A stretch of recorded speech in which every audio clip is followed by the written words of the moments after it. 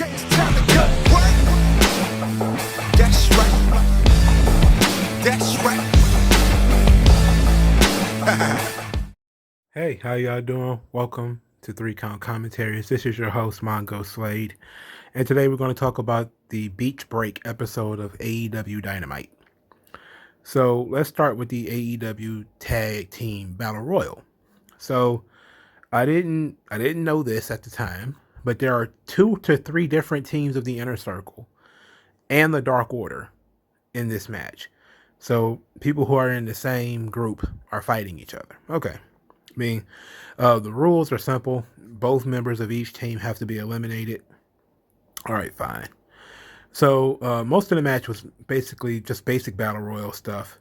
But the match started with the Young Bucks doing jumps off off the stage in stereo, both into piles of people, because of course it did.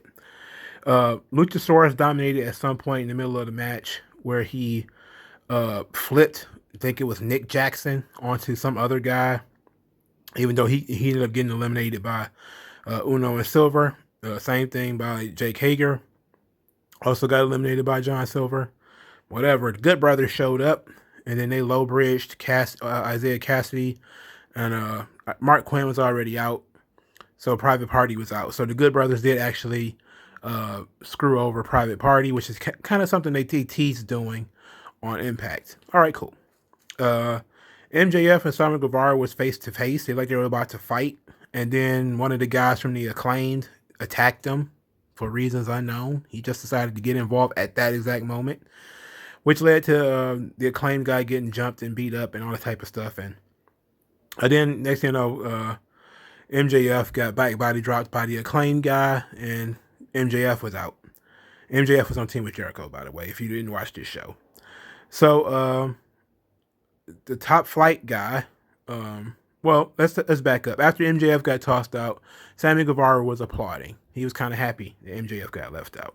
So it became the Darius of Top Flight, which I think is the older brother. I think that's Airwolf.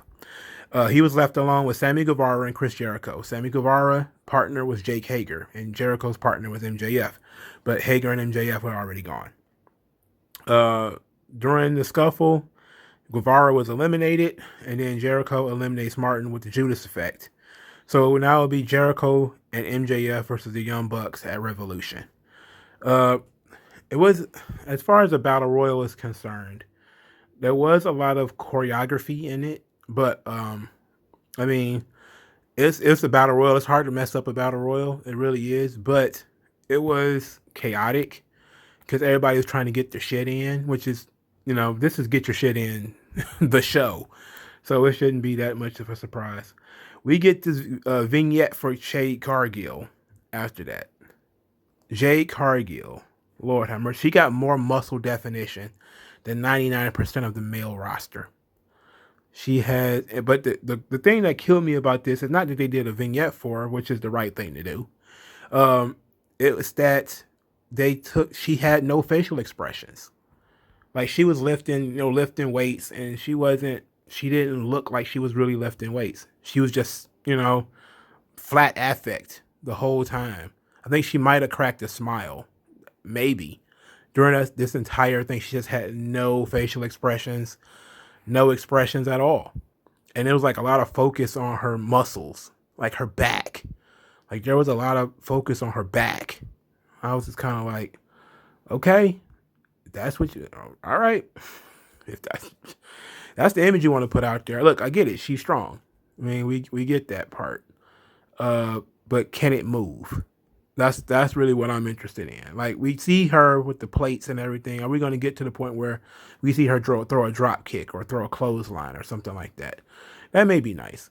But overall, outside of her having this completely flat affect and having no personality or charisma at all doing this, it was fine. It was an introduction to who she was, as far as we see that she works out. She's a bodybuilder. She's a power lifter or whatever. She's a fitness expert. Okay. It tells me fuck all about her wrestling, but it's a start. It's a good start. So did I see her little insignia is Jade, and it's a silhouette of her holding a lightning bolt, which is a la Storm of the X-Men. So that's kind of what we're getting here. They're going to try to make her like the Storm of the AEW Women's Division. All right. All right. Everybody loves Storm, though. The X-Men, everybody loves Storm from the X-Men. You know, Jade is very confident, which is good. You know, you got to have confidence. But we need to see this in motion. She's been coming on out here about 90 days now, maybe about 3 months. And we haven't seen her do much of anything. Everything we've seen her do basically is her standing around and talking. We haven't seen her throw a punch yet. At least I don't think so. Maybe she has and I just don't remember it. But we haven't seen like if she can work a punch or she can throw a drop kick or a clothesline or, you know, nothing like that. We haven't seen her do much of anything. And they're trying to, I guess they're trying to do the whole China thing with her. Because like, you know, in WWE, when China came out, she was all massive. And China actually did physical stuff. Like she did her first debut is when she grabbed Marlena and was swinging her back and forth like a rabid bear. You know, like that set the standard. Then you saw how massive China was. And you were like, holy shit. You know, like that would have been a very interesting way to introduce Jade Cargill, is to show that she can do like strength stuff. Like she can bench press somebody and then throw them over the top rope or something. That would have been a good way to start, to show that, okay, she's not the one to fuck with. And then we see like she's like super muscular and really strong and everything. But I guess we're eventually going to get there. Whatever. I don't, outside of her not having absolutely any facial expression and showing no real personality in doing this, I really don't have a problem with the vignette. So we get Darby Allin and Sting in the ring. The hoodlums. They're being hoodlums. And they right off the bat, I was told Joey Janela is getting a TNT title match, which has got to be his second. Because I think he wrestled Cody for the title too, right? So what the fuck did he do to get a TNT title match? Why don't they have TNT title rankings? Like they have world title rankings, tag title rankings. They have women's title rankings. They don't have a TNT title ranking. This guy hasn't even been on TV. I don't know when the last time I saw Joey Janela. And I'm pretty sure the last time I did see him, he lost. Why is he getting a title shot? If you are somebody on the show that, you know, you've been winning a lot or something, wouldn't you say, hey, wait a minute. Why is this jabroni, who is not really even on TV, getting title matches?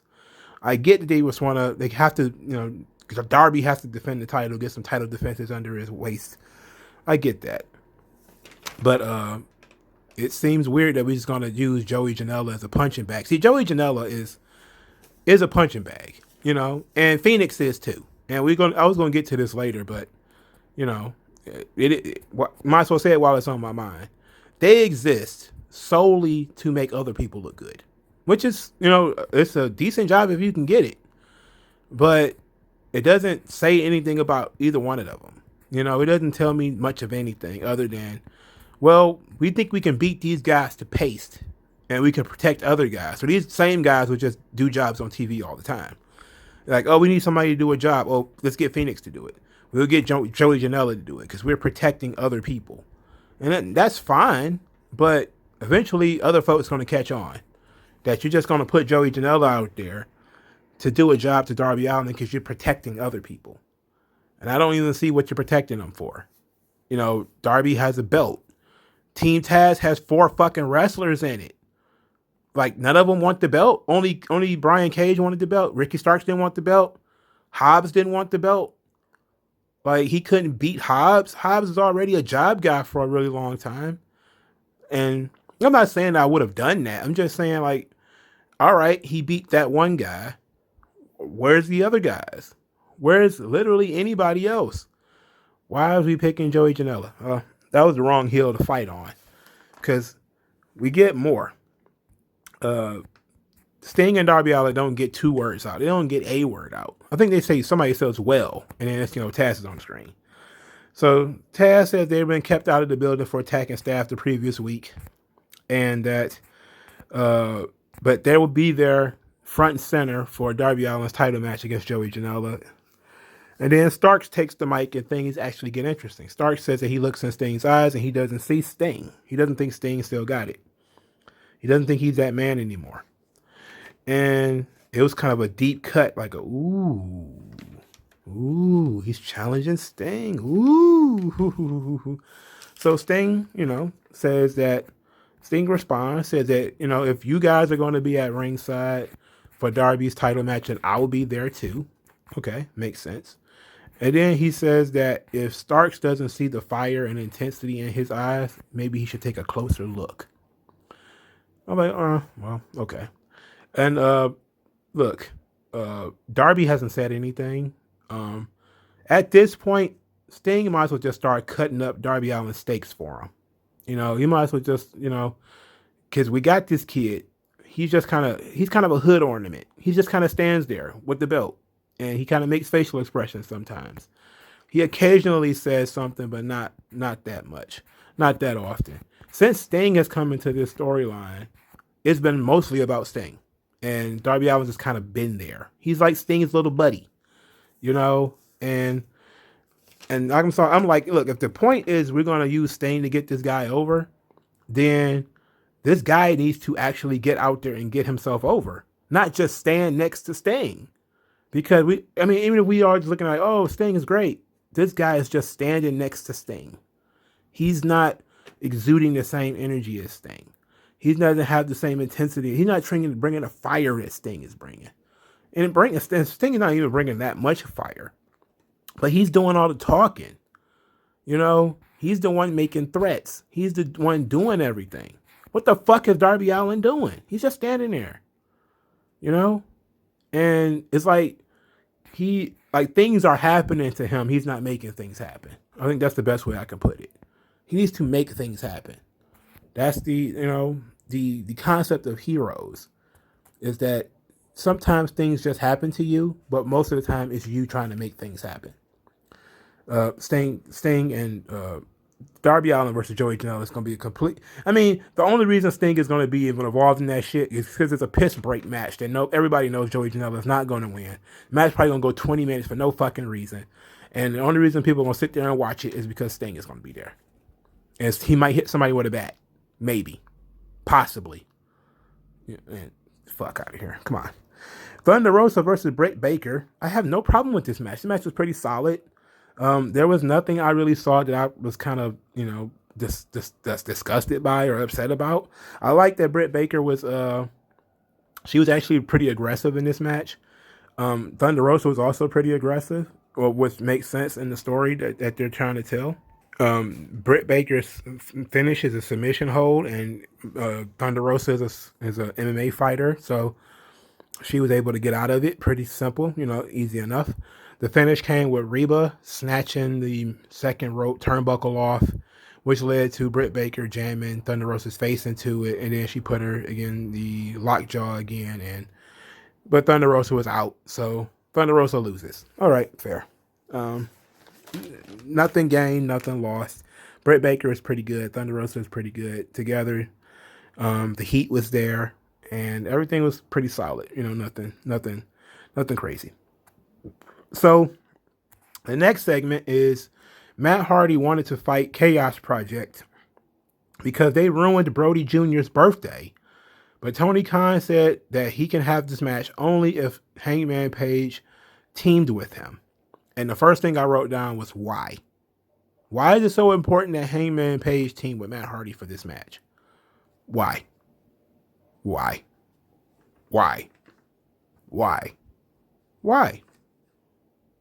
And didn't the Dark Order beating up the Chaos Project that same night? Wasn't that their comeuppance? What the fuck does that have to do with Matt Hardy and Hangman Page? I could have swore they beat them that night, right? The Dark Order beat the hell out of Chaos Project, didn't they? Threw their face in the cake and everything. So we're going to beat them up again for the same thing? Okay, I guess. So we get this scene from Hangman Page either dressing or undressing in Matt Hardy's locker room. I can't tell which. I wasn't paying much attention, if we're being honest. Not to Page, anyway. And his crippling emotional trauma. Anyway, Page was in Matt Hardy's dressing room, and Matt Hardy's talking about, being good old boys, good old North Carolina boys, and all this type of stuff. And then Paige is like, "Look, I'm not signing in your, not signing in your mark contracts or anything like that." And then he was like, "No, no, no, no, no. I just want to have, this one tag team match, one time only, you and me versus the Chaos Project, and for one time only, Hangman Page agreed." So the third match on the card was Hangman Page and Matt Hardy defeating this Chaos Project. And in this match, the Chaos Project have a spot where they whipped Dr. Luther into the corner. And then I think they whipped Serpentico into the corner. And then Dr. Luther charges the corner, and Serpentico backs up into the corner and gets splashed by Dr. Luther. And I said to myself, why on earth would you do that? Why on earth would you do that? This guy moves like a turtle through quicksand. How can you not get away from that? That makes no sense. Now the commentary says something that was very interesting. Commentary says that Page was actually booked on Omega, the Matt Hardy's promotion when he was younger. He had his own promotion called Omega. It was him and Jeff, and I think Helms was there, Hurricane Helms, Shane Helms, and Shannon Moore also came from there. There's probably some other guys. I think maybe Cameron Grimes was even involved with that, maybe later. But there were some other guys that was involved with that, and Hangman Page was one of them. And that's an interesting story. Why aren't we telling that story? That's actually interesting. Maybe Matt has some footage that he could bring, and we could utilize that. Like, we should be talking about this. We should be talking about that. That's fun stuff. That's interesting. That shows that there's a deep history between these two guys. Hopefully they bring this out, and dump all this Dark Order bullshit and Matt Hardy trying to be, a used car salesman. Just dump that shit and just talk about Matt, being his friend from, giving him his start and all that type of stuff. Like, that would be fucking cool. So the finish came with the buckshot lariat on Serpentico. And then Matt tagged himself in and pinned Serpentico, which of course Hangman Page was not happy about because he kind of got screwed out of the glory. And Matt Hardy was super excited that he pinned a fucking midget luchador. I'm not a fan of the buckshot lariat. I don't see the necessity of the flip. Like, you flip over the top rope. What is that supposed to do? How does that add to the move? We'll talk about this again later with Phoenix. But how does it add to the move? What does it add? Does it add speed? Does it add agility? What does it add? Because he has to go outside the ring, then to flip to get back inside the ring. It's not like his move is a finish. Like, it's not like his finish is like a straight up lariat. And then occasionally he may find himself outside the ring, so he flips to get in, and then he runs and does the lariat. But he literally goes outside the ring to flip back inside the ring. And before anybody says like, "Oh, what about AJ's phenomenal forearm?" He's literally coming downward with a forearm. Okay, this guy is jumping over and then running to do a clothesline, right? So it's like, what's the flip for? I don't get what the flip is for. I'm not a fan of that move. I know some people are, but to me, it's just a silly move. It's one of those silly things. So we learn about the women's championship tournament. That is going to be a 16-woman tournament. There's going to be a Japanese side and an American side. And the Japanese side will have matches filmed in Japan. I'm not going to list the names because not relevant. But a lot of these women are not under AEW contract. They're just basically bringing women in. They're just bringing women in from other promotions and stuff. Mostly Japanese women and American women. Most of the American women are women that's on the roster, to be fair. But the Japanese side is basically all Joshis, of course, all Joshis, which is, I guess, Kenny Omega's thing. They can't do anything with the women unless the Joshis are involved. So apparently this was, their bright idea to fix the women's division, is to create this tournament. And I guess they could have one match a week for 4 months. And, figure it out in 4 months. But I'm okay with this. It's a band-aid, obviously, because it doesn't do anything. Because what is Sheeta going to do if everybody's tied up in this tournament? Who is she going to wrestle? I mean, yeah, the tournament is cool and all, but she has to have a feud or something to do while the tournament is going on. There has to be somebody who's good that's not in the tournament that she can wrestle. And then you have to explain why this person who wasn't in the tournament gets a title match. Right? Right? Right? So what are we doing here? I don't know. Like we know they don't have an extensive women's division. So, are we just going to tell Sheeta, okay, go home for 4 months because we're only going to do one women's match a week. So, go home for 4 months because we're only going to have one match a week. And it may do 2 matches a week. That's 2 months. To just well, maybe not 4 months. Maybe I'm just exaggerating. But I'm guessing that they've already taped the matches in Japan, which makes sense. They've already taped those matches, and so they've already got the winner of the Japanese side on her way to the United States, and it's probably going to be a time lag in between, coming into the country and having a quarantine and all that shit. And they've already announced that Riho is coming back. They've already announced it, so we know that it's probably going to be Riho that's going to win the Japanese side of the tournament. So. But this is a band-aid. It's interesting. I was exaggerating with 4 months, obviously, but it's not going to be that long. But I'm pretty sure they're not going to have more than one match a week. How many matches are they possibly going to have? Like 3? They're probably only going to have one match a week. So this is a fine band-aid. It'll get people to stop talking about, what are you doing with the women's division? Because they're going to be like, oh, we're just doing a tournament. We're just taking our time through this tournament. Maybe 2 matches a week. But it doesn't really fix the problem. There's no storylines. That's the problem with tournaments, is there very rarely any storylines in the tournament. And then the tournament becomes a little bit more predictable as it goes on, because wrestling tends to book babyface versus heel, rarely babyface, heel. But in AEW, I don't think that matters because they really don't have baby faces and heels usually. And they are against it anyway. So let's go into the next segment. I spent enough time on that. Jericho and MJF celebrated their win. They got a cooler of bubbly. And Jericho went to the locker room with the bubbly. And he told his boys, he was like, hey, it's the bubbly time, baby. And the rest of the inner circle who lost the Battle Royal are kind of sitting there, kind of pissed, upset that they lost and they got made to look dumb or whatever. And then Jericho's like, we won. And then, Sammy Guevara was like, looks like you and MJF won. We didn't win. And, Jericho was like, look, it was collateral, every man for himself or whatever, collateral damage. It was no big deal. And Guevara was like, it seems like we're always collateral damage.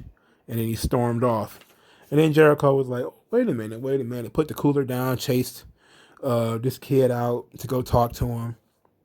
And then MJF says, hey, well, I want to talk to the rest of these guys. He ordered Wardlow to remove the cameraman. And he talked to Santana Ortiz and Jake Hager in private. This obviously, of course, is planting the seed of MJF taking the inner circle away from Chris Jericho, which is fine. But why would you enter a battle royal where you had to fight your friends and then get mad when you lost? I don't know. Like you couldn't work together. You're on different teams. So I don't get it. Like I don't get it. You were gleefully cheering your partner or your friend, your stablemate getting eliminated. So why are you mad now? It's silly. A lot of this stuff is just teen drama. It's an MTV drama. But I guess it kind of works in this situation. All right, the wedding was next. The wedding was an absolute botched abortion. It is bad TV. That's what it's not just look, there's a lot of things that are the shits. Weddings are almost always bad. Almost always bad. But this was the shits. Okay? This was the shits. The execution of this was really bad. And it made no sense. But I'm going to skip through most of it. I'm just going to say it was interesting seeing James Mitchell show up here. The sinister minister James Mitchell. It was interesting that JR was trying to get Excalibur to say his name, but Excalibur was tap dancing around it. I don't know why. Just say the guy's name is James Mitchell.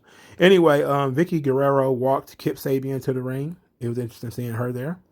Jerry Lynn walked Penelope Ford to the ring. She was nice looking.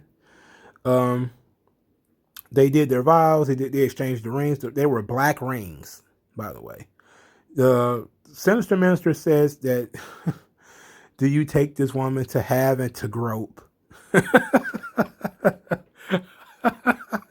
To kayfabe and all others, using inside terms on TV. Okay.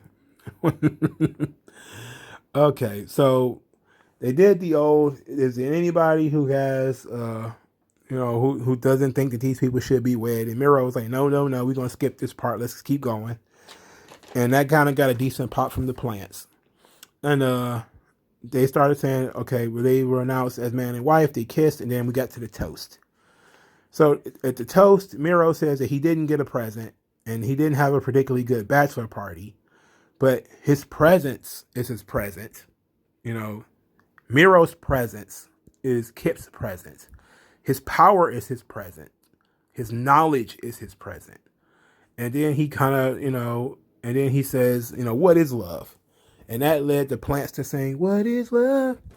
Baby, don't hurt me.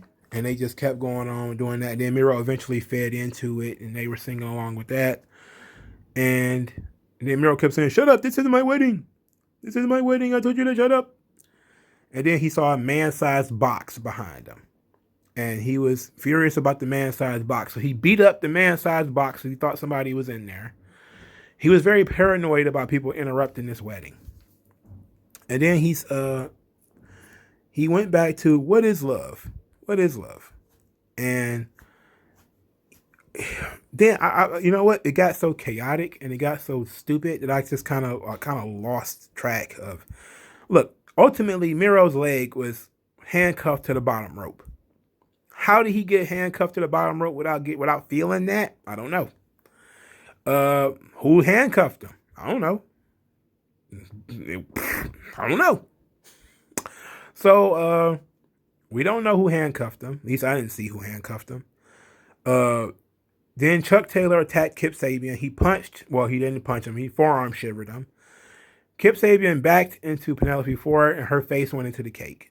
So she got, the old wife gets the face in the cake spot. Kip and Chuck are fighting. Miro is chained to the bottom rope. He cannot reach them. And then Orange Cassidy comes out of the cake, and they beat up Kip. Chuck Taylor and Jesus Christ. This was a nuclear bomb of cringe. This was a nuclear bomb of horrible, horrible shit. And you waited 4 or 5 months for this. 4 or 5 months for this. I would scoop Tony Khan's eyeballs out with a spoon if he was to do some shit like this again. You're only going to get some shit like this one time. Like I said, man, wrestling weddings are so bad. They're always bad. They always trash. Except the Savage and Elizabeth, when they turned the reception into chaos. That shit was straight up mayhem. A snake came out of a box, for Christ's sake. But in this situation, you had, absolute butt fuckery. This was so bad. This is so bad. Tony Khan should fire himself for this. If somebody else would have wrote this, I'm pretty sure he would have fired him. But he probably wrote this himself. His daddy should fire him. Straight up. Like, I hope his daddy watches this show. Probably not. Probably too busy actually making the money that Tony Khan fucking spends. You know, because this is stupid as fuck. This is the stupidest fucking thing he put on this show yet. And he put a lot of stupid shit on this show. You know, but this is, and I'm talking like weekly, dumb shit. This is the dumbest. The wedding segment, I don't care what you think about Ladina Debonair. You could think it's not funny, not cool, or whatever. This is worse.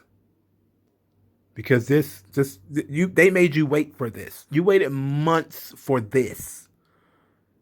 And if anybody wants to talk about booking, how does this make Miro look tough? How does this make Miro look cool? How does it make Miro look like anything except a fucking idiot? How do you get chained and you don't see it? You know? And I don't know, man. I will say this. I thought maybe, and it sounded like they were going in the direction of Miro was going to beat up Kip Sabian on his own wedding. That would have been cool. That would have been shocking. That would have been a surprise. That would have been over the top. Like if he'd have beat the shit out of and bloodied him or something like that during his own wedding. And then, you know, we could have explained it post hoc. Like, you know, maybe some other time we'll explain why he beat this kid up. But for right now, he's just going to beat the shit out of this kid after, you know, being friends with him for weeks and weeks and weeks and throwing him a bachelor party and playing video games with him and stuff like that. And then out of nowhere, he just decided to kill him and beat the dog shit out of him. Write him off TV for like a month or two. That would have been nuts. That would have been great, you know, and it would have been like, you know, maybe he thought the kid was trying to make fun of him because he had did the wedding stuff before, and you know, or anything. Maybe he just decided to change his mind, or he's just evil, you know. But what we got is not cool. And it seemed like they were going that route, the way Miro was being a real heel and Kip was being a bit of a douche, but he was the groom, you know? But the whole face and the cake thing, nah. If I was to write a wedding angle, it'd end in blood. Straight up. I'd have had the best man beat the shit out of the... I thought also, my second thought was either Miro was going to turn monster heel and beat the dog shit out of Kip Sabian, or B, Penelope Ford was going to say that she was fucking Miro. That's what I thought that she was going to say. That was my second thing. Because I was like, okay, either Miro is about to beat the shit out of this kid, or we about to find out that Penelope Ford is fucking Miro. The second part is WWE shit. Like, that's straight up some shit Paul Heyman would have put on Raw. And people would have absolutely acted a fool. Like, oh, I can't believe you did that. Ugh! But that's also why it probably would have worked. Because human emotions. You play on human emotions. This didn't play on human emotions. This was douchebaggery, you know? And I was just kind of like, I wasn't interested in this. This sucks. This was dumb. So then we get the hilarity of Shaq calling Cody a cupcake on Inside the NBA. Him confirming that he will wrestle Cody. And then said his signature move is the Black Tornado, which seems to be a very slow back fist. And I laughed so hard. And I laughed even harder when I saw this match is going to take place on Dynamite. Oh, buddy. And you know what? Makes sense. It makes sense. Like, it makes sense that they wouldn't do it on pay-per-view. Why? Because TNT wants them to pop a rating. TNT is not helping them sell pay-per-views. TNT is trying to help them build this fucking show. So yeah, we're going to put Shaq on this show. Makes all the sense in the world. Now, a lot of us thought, okay, they're going to do it for pay-per-view. But then once we talked it up and we started saying, you know, TNT is likely told Shaq to, you know, we need you to do this. We need you to help build this thing we're doing over here. And he was like, okay, sure. I'll do it. No problem. I did the wrestling thing before. No problem. No problem. No problem at all. No problem at all. I can handle that. I'll wrestle Cody. I'll wrestle Cupcake Cody. Sure. Why not? And it was like, look, we need you to pop a rating. So we need you to go over there with this girl Jade and pop this rating. Mm-hmm. People are going to be very disappointed because it's best. Like I said, I've said 100 times. This is going to be Jade Cargill versus Red Velvet, with the occasional Cody coming to the ring and getting knocked down by Shaq or something like that. This is going to be mostly the girls wrestling. If they're competent, it's going to be mostly the girls wrestling because I don't think Cody can even handle. I don't think Shaq can handle it. But it is what it is.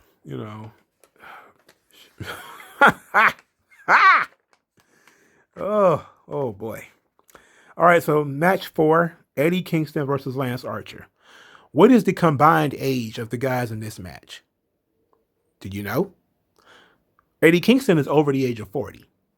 Lance Archer is also over the age of 40. I believe they're both 42. Maybe one of them is 43. So the average age of this match is about 85 or 86. So I was told on the internet that if two guys were to wrestle and the average age is in the 80s, that it is pathetic and it is, utterly pathetic. I'm sorry. And that they need to focus on the young guys. And here it is, AEW Dynamite, 2 weeks in a row, by the way. 2 40-year-old men are wrestling each other. Now, see, I planned to do that bit through the entire show to say what is the combined ages of all these people, because I really had it planned in my head too when I saw Matt Hardy and Dr. Luther, and I kept saying to myself, what is the combined age of just Dr. Luther and Matt Hardy?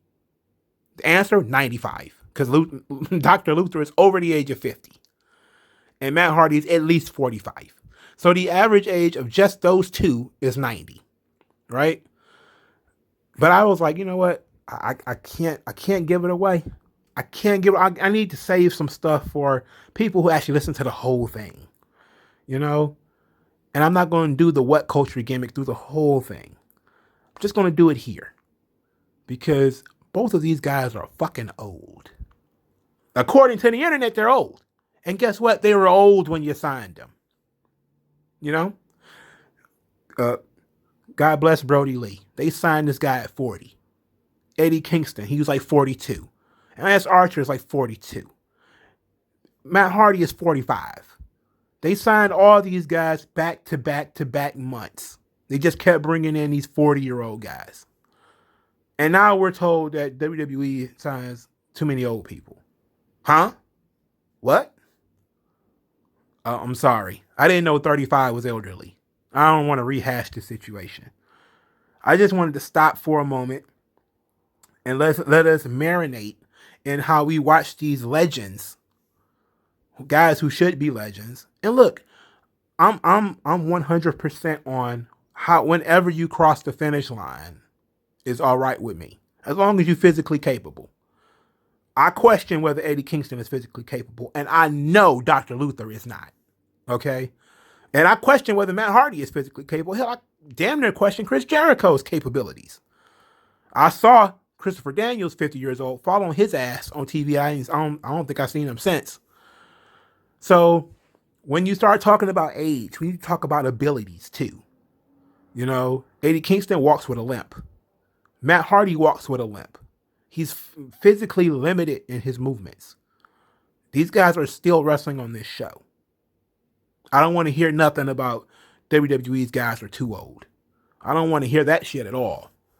Like you want to talk about Undertaker when he was limited? Sure, that's a good talking point because he was limited. He couldn't really move. He couldn't really do his thing. Goldberg too, to a degree, couldn't really do what he was, his stuff. But these guys can barely walk. Period. We need to sit down and have an intervention with Tony Khan signing all these 40-year-old guys and then giving them 15 minutes on this show when they're gassed clearly 10 minutes in. Or putting Dr. Luther on the show at all. He shouldn't even be there at all. So what is the combined age of these two guys? Google Ninjas figured it out. Let me know in the comment section below. I don't give a shit. I just kind of wanted to, blow my top a little bit on that one. Anyway, this match was a lumberjack match. And it was a clusterfuck. And it was a clusterfuck from the word go. Why? When Lance Archer goes outside the ring, all the heels attack him. Babyfaces don't do anything. Babyfaces just watch. All the heels are stomping Lance Archer kicking him, beating him down. Now Lance Archer makes his own comeback, because he's basically a giant, I guess. So he beats up all these usually smaller heels. I think Cesar Bononi was out there, and he's got some size to him, I believe. But he beat up most of the smaller heels, and then he after he fires up, they beat him down again. Then Eddie Kingston gets thrown out of the ring. The only babyface on that side of the ring was Billy Gunn. Billy Gunn picks up Eddie Kingston, throws him back in the ring. Eddie Kingston turns around, gets back outside the ring, pushes past Billy Gunn, and attacks, what was it, Baby Dolph? Ryan Namath? Just attacked him and started a whole new fight. And then the fight. The crowd fights in a crowd, and they travel in a crowd. Like the entire crowd is like arms and legs swinging. And then it just magically, as everybody is moving around, they actually move into the spot where Lance Archer can jump over the top rope onto the crowd. So I'm guessing that the spot was blown. That, maybe Billy Gunn wasn't supposed to throw Kingston into the ring. That maybe the babyface was supposed to attack him and he was supposed to fight them back. And then everybody is supposed to come together and fight. And then Eddie Kingston's supposed to jump over the top. I mean, not Eddie Kingston, but Lance Archer was supposed to jump over the top rope. Otherwise, why would Eddie Kingston leave the ring and start fighting the Lumberjacks? Why would he do that? Because the only reason that he would do that is if his spot was blown. And the spot, of course, is Lance Archer's spot because he let do the one to jump over the top rope. So you had to have this large group of people move like lemmings around to the other side of the ring in perfect position so Lance Archer can jump on them. Come on, bro. These dudes are 40. They've been in the game 20 years. And this is what they came up with. Oh, Jesus Christ, dog. So, Allie jumped on Lance Archer's back. He kind of picked her up to do it, like the blackout. And she was being held there for a long, long time before Eddie Kingston did the spinning back fist to free her. Like, you would think there was no sense of urgency there. There was no sense of, well, maybe she'll actually catch this blackout. That's what I thought. I thought, oh, he's about to really do it. It's taking so long for Kingston or anybody to do something. And the guy for whose fucking wife it is isn't even making a fucking move. And then, but Eddie Kingston saved the girl because that's what the heroes do, I guess, even though he's a heel in this match.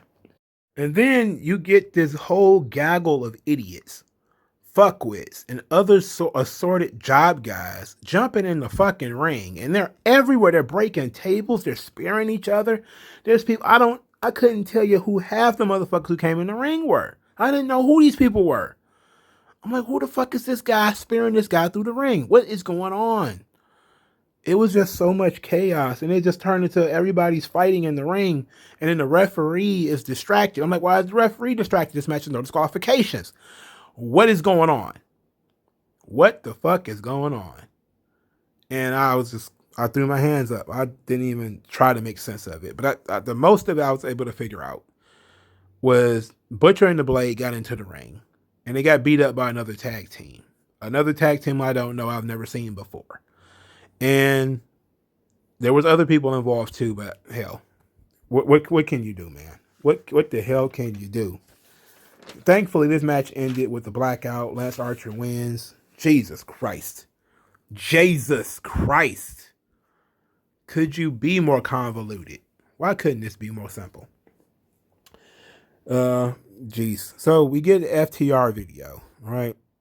So FTR was banned from the Battle Royal for their heinous attack on Luchasaurus by cutting his plastic mask with a pair of scissors. Those evil, dastardly heels. So Cash is like, Jack, Jungle Boy Jack, talking about Jack Perry.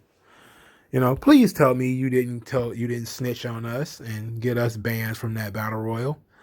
I was like, no, probably Luchasaurus probably did it because, he's a snitch. Anyway, so Tully was like, we just want the tag team championship. The best tag team in the world couldn't be in the Battle Royal because of Jurassic Express. We couldn't like we deserved it. We need to be in this battle. We should have been in that battle royal. We need the number one contenderships.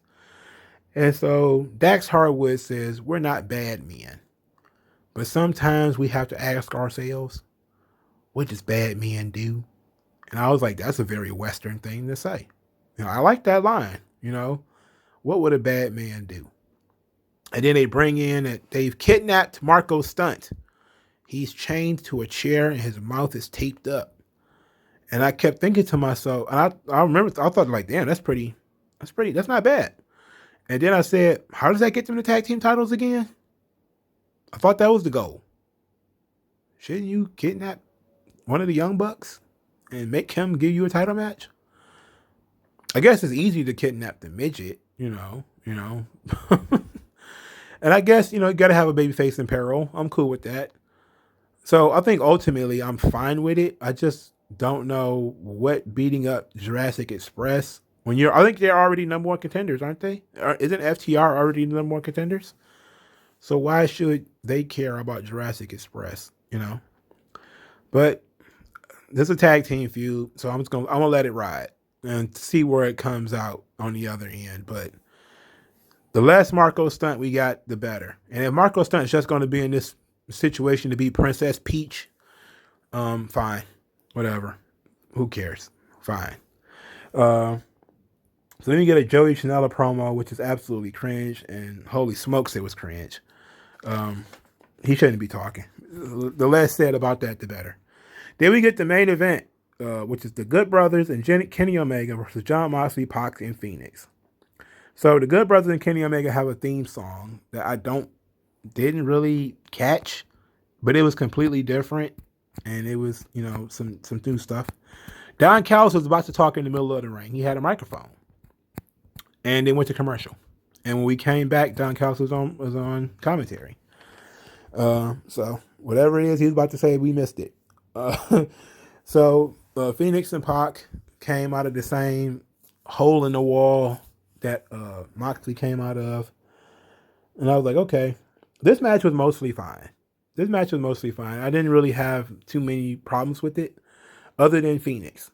And remember I said I was going to tell you guys, like I had a problem with moves just being done for no reason. In this match, Phoenix did a move. He did a moonsault off the top rope, landed on his feet, rolled back into a cutter, an ace cutter, an RKO. And I said to myself, why did he need to do a moonsault? What was that for? He did a moonsault off the top rope, landed on his feet, and then rolled back, jumped again, just to pull his head down for the cutter. The guy was nowhere near him when he did the moonsault. Why did he need to do the moonsault? And then I just said, like, they just do shit. That's Phoenix's whole thing. Look, I love Phoenix. Phoenix is great. But that's Phoenix's thing. He just goes in there and he just does everything that he knows how to do. Right? He's fast. He's smooth. That his tope through the ropes and he almost landed in the crowd was pretty badass. But Phoenix is not a character. He's not a person. He's just a guy doing moves. Like AEW just does not individual. Like, who the fuck is Phoenix? Like, and what I mean by character, I mean likes, dislikes, attitude, personality, goals, hopes, yada, yada, yada. They keep putting them in these main events. For starters, they keep putting them in main events just to get beat. It's like, people think like you can just work main events. It's like, okay, yeah, I could put Elias in the main event, but he fucking loses all the time. People are going to be, eventually they're going to catch on. I would say the same thing about John Morrison and The Miz. You can put them in as many main events as you want. People are eventually going to catch on and they just end this match to lose. I knew Phoenix was in this match to take the pinfall. I knew that. And then when you let Phoenix go in there and just do everything he knows how to do, he doesn't selling, sometimes, but he just goes in there to be the sparkler, the guy, the Roman candle that just foof, foof, foof, foof, foof, foof, foof, foof, foof, foof all the time. And then it smokes at the end and it's empty. And that's it. It was pretty for a little while, but ultimately he's about to eat the finish. And that's exactly what happened. He ate the magic killer and that was it. So, end of story. Uh, that's not book. That's not good booking, man. You know, it's it's it's not a proper usage of Phoenix. I mean, yes, you're pushing him up the card, you're using him, but he's not being exposed as being a threat. He's not even winning matches on TV. Like, so that tells you something. Like, it's not like Phoenix has been on a tear where he's just been beating guys in the undercard over and over and over again. No, Phoenix, every time he wrestles, he basically is Kenny Omega's favorite opponent in AEW because Kenny Omega likes doing high flying, flashy shit, and Phoenix can do it and do it better than most. So he's going to go in there, do high flying, fancy shit, make Kenny Omega look good, and that's it. That's his job. His job is to make Kenny Omega look good. Same thing with Pac. These guys were put in this position because they can make Kenny Omega look good. Not because they should be. Because neither one of them has won fuck all of anything on TV. Well, Pac beat Eddie Kingston, I guess. So I guess that was something. But most of these guys haven't been doing anything, you know? But whatever.